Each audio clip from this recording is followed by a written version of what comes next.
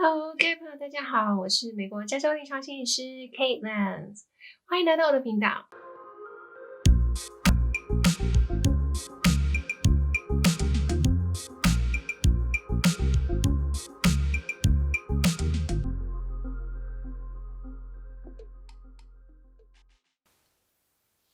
我们这个频道也做了1年了，所以呢，我们在新的1年呢，决定重新出发，用不同的形态跟大家一起见面。这一次呢，我们首先推出了 ADHD 系列。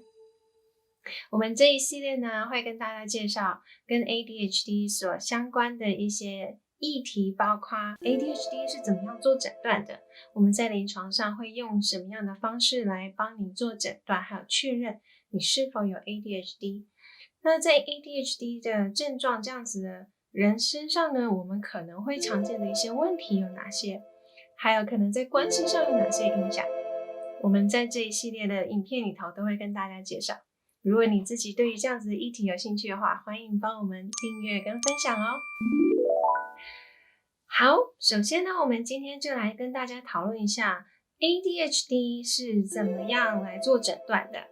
我相信有些朋友已经看过我们一些之前其他的影片，在这里可以就是点阅，如果你还没有看过的话，可以先去看一下。那我们在临床上面呢 ，ADHD 有哪一些诊断准则是你必须要符合的呢？我们今天先来看一下哦。那我们在临床上面呢，最主要的呢有 ADHD 就是指说你的注意力不足，还有你有过动2个部分。那我之前也有谈过了，有些人呢，他们可能其实是只有注意力不足的部分，那我们就会是 ADD。有些人呢，其实他们是比较多是过动，那通常过动通常是比较多是在小孩子的部分。长大了之后呢，通常我们会因为社会学习慢慢学会怎么样抑制自己的冲动，所以呢，在冲动这个部分就会在成人当中会越来越少见。所以我们今天来讨论一下，我们在诊断上面是怎么样透过哪些方式还有哪些工具来做诊断的。首先呢，我们有几个诊断准则，在注意力不足的部分，有一些部分呢必须要符合。例如说呢，可能呢你会发现自己有一些具有干扰功能的一些事情，例如说呢，你在跟人家谈话，或者是你在做事情的时候呢，你没有办法专心。那不专心呢，就是我们在注意力不足跟过动症的诊断当中的第一个部分。那不专心呢，又有分下列几种。第一个呢，就是你没有办法注意到细节。所以呢，可能很多时候呢，人家在跟你说事情的时候，可能他写了一大串，你就会发现，你只看了上半段，下半段的那些指示你没有看到，就是没有注意到那些很细节的东西。又或者是说呢，很容易在求学过程当中，如果说考试的题目是直接的问题，那你可能就知道答案，但是人家可能就是把那个句子扭曲了一下，其实他在问的是另外一个。然后因为没有看清楚，就错过了这样子的一个答案。如果你是这样子的人的话呢，说不定你在这个部分也是一样，就是比较不容易注意到细节的一个人哦。然后呢，第二个部分呢，就是在工作上或者是在做一些活动上呢，没有办法持续的专注。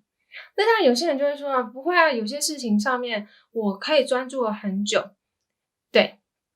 这个呢，其实跟我们自己有没有兴趣有差。如果这件事情是你有兴趣的话，可能你可以专注了很久。但是大部分的人呢，会发现呢，你在其他一般而言的事情上，如果只是很一般或者兴趣缺的事情上，你会发现你自己的注意力没有办法集中，没有办法持久，很容易就是觉得无聊，然后或者是没有办法继续专心下去。那这个是第二点。那第三点呢，就是人家在跟你对话的时候，你好像都没有在听。有没有在专心听啊？有的时候呢，人家可能在跟你对话的时候，你会发现呢，人家在说话，你是在看着他，但是其实你的大脑已经不知道飞到哪里去了，然后眼神就空掉了。那其实呢，很多时候在 ADHD 的过程当中，就是有 ADHD 症状的人呢，其实很容易会这样，就是人家在说话，那我们常常都只是点点头在听的样子，但是其实呢，脑筋已经不知道飞到哪里去了。下一个第4个呢，就是没有办法好好的遵守指示。例如说，可能妈妈跟你说这个碗要怎么洗啊？要洗干净哦。然后就是碗的正面要洗，碗的背面也要洗哦，因为也会碰到其他的残余啊，所以要把它洗干净。然后你就只会听到前面就是碗要洗干净哦，然后正面要洗，后面那个就没听到。所以当你在做事情的时候呢，就会发现碗的背面没有洗然后常常就是类似像这样子的事情，只听一半，或者是人家跟你说应该要怎么做，你只听了一个部分，然后只做了那个部分，然后剩下的你就晃神掉了，就没有注意到，然后就没有做好，这也是常见的一个症状。那下一个呢，就是常常在组织或者是工作上面呢，会比较容易遇到困难，就是要把事情有一个组织性的一个架构。在这个方面呢，当我们没有办法专心或者是维持自己的注意力的时候，发现就是在组织架构上面会比较有困难一点。例如说呢，有些人呢可能会发现自己在时间管理上是很有困难的。像如果说这件事情其实明天就是 deadline 了，然后今天才想到，天哪，我事情还是没有做完。又或者是呢，明明就是知道这件事情该做，但是就是拖到最后才做，甚至觉得我应该是在这1个礼拜之内可以做完，可是其实这件事情你可能需要3个礼拜才做得完，然后就等到最后会发现自己事情都没有办法好好的做好。那这个其实也是一个常见的一个症状，这些呢都是我们在注意力不足的上面的一些常见的症状。另外一个呢就是过动跟冲动性。那过动跟冲动性呢，其实会比较常见的就是呢，在成人方面我们比较常会见到，就是脚会一直抖啊，手会一直想要动啊，人整个就是没有办法好好的静下来，没办法停，然后一直不断的动，这个就是我们在过动的方面比较常见的一个部分。那又或者是说呢，你会发现这个人很多话，就是讲话讲不停，他好像没有办法停止说话，似乎有一丝丝的沉默时刻都是没有办法容忍，就会一直有那种填充式的话，然后不断讲话，不断就是找话题来说。这也是一个比较容易冲动过动的人会发生的一些状况。又或者是呢，他们在听你问个问题都还没有说完，他可能答案就已经蹦出来了，然后容易打断别人说话。当你在说话的时候，他一想到什么，他就会切进去，然后自己就是插话了，就没有想到说你可能话还没有说完，又或者是没有想到说可能别人需要先把话说完，所以别人后面还有一些重点还没有讲，他只想到说我想要先讲这句话，然后完全没有想到说其实我可能应该要问一下适不适合在这个时候插入我想要说的话。那这个是在过动比较容易会遇见一些行为症状。所以接下来呢，我们就来跟大家讨论，那我们到底是怎么样做一个诊断。其实呢，大部分来说，以现在的临床经验上来看，所谓的 ADHD 呢，并没有所谓的 IQ 啦，我们会有魏氏智力测验，也就是一个比较 standardized 的一个测验。那会透过例如说做一些注意力的排列啦，又或者是注意力的测验啦，来去看说你是不是注意力上面有缺陷。目前上面是没有这样子的一个测验来做 ADHD 的诊断测验。那所以我们其实大部分呢都是用自程式报告的方式来去了解你是不是有这样子的一个症状，然后这样子的症状对你的干扰程度是不是很大，还有你有这样子的一个症状有多久。所以有一个症状的部分，还有症状的严重性跟干扰程度，还有你的历史，也就是这个症状有多久了。那我们从这3个部分来看，那比较有经验比较常会跟 ADHD 的患者接触的一些心理师啦，或者是精神科医师，比较容易能够看得出来一些常见的一些行为啦、症状啊，还有他们的一些人生当中比较常犯的一些错误当中去判断说他们是不是真的有 ADHD， 又或者是呢，其实他们可能是最近太过于焦虑了，或者是最近压力过大，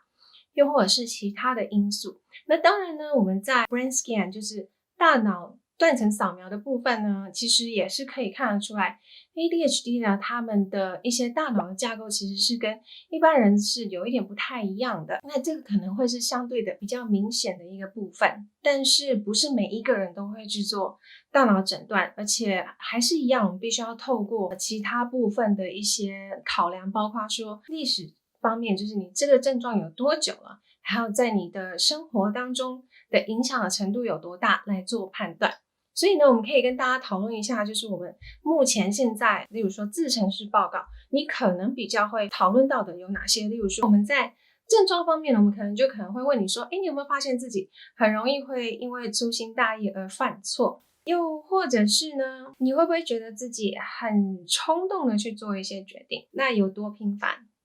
那又或者是呢，你会不会常忘东忘西的，把东西放到别的地方，然后就忘记了？那这样子的事情有多频繁？那我们会透过像这样子的一些比较生活上面的细节的问题来去问你，然后透过你这样子的一个回答呢，告诉我们说你在日常生活当中的一些症状啦，一些比较常见的一些问题，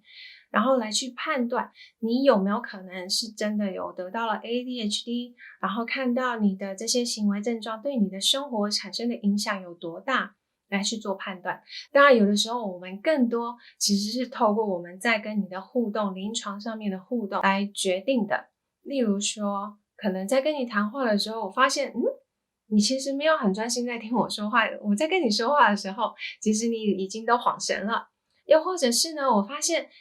你的人生其实充满了非常多的，就是很多冲动性的决定。又或者是呢，其实你很多事情决定了，在一开始都决定好像一切都很美好，可是呢到最后可能没有办法坚持到最后，然后就换了一项东西，可能就是不断的揽不同的 project 来做，然后觉得自己都可以，可是其实做不完。又或者是发现其实你常常迟到，不管是参加我们的 meeting 啦，又或者是 session 啦，又或者是跟其他人见面啦，其他人反映说你常常会迟到之类的。当我们去更多的了解之后，我们会从临床的经验去判断说，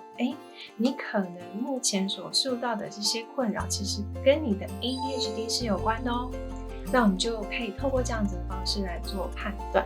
所以今天呢，就跟大家介绍到这里，分享一下我们在临床上面呢是怎么样做一个注意力不足跟过动症的一个诊断。希望这影片对你有帮助。如果你觉得对你自己或身边的人有帮助的话，麻烦帮我们分享出去，或者是有什么样的问题的话，也可以在下面留言哦。一样的，如果你有想要看什么样的影片，帮我们留言，那我们都会看，我们也会准备相关的资讯，提供给你最好的资讯。我们期待下次见咯，拜拜。